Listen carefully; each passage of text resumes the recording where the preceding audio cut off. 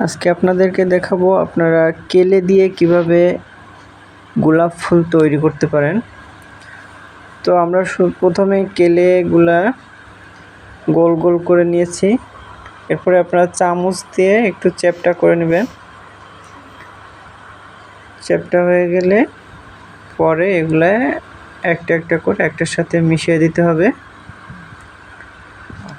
মিশিয়ে দেওয়ার পরে আমাদের ফুলের পাপড়ি, পাতা এবং ডানটি প্রয়োজন। এভাবে বানিয়ে নেবেন।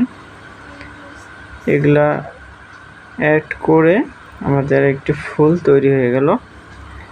আপনারা খুব সহজেই এভাবে গোলাপ ফুল তৈরি করতে পারেন। আশা করছি ভিডিওটা ভালো লাগছে।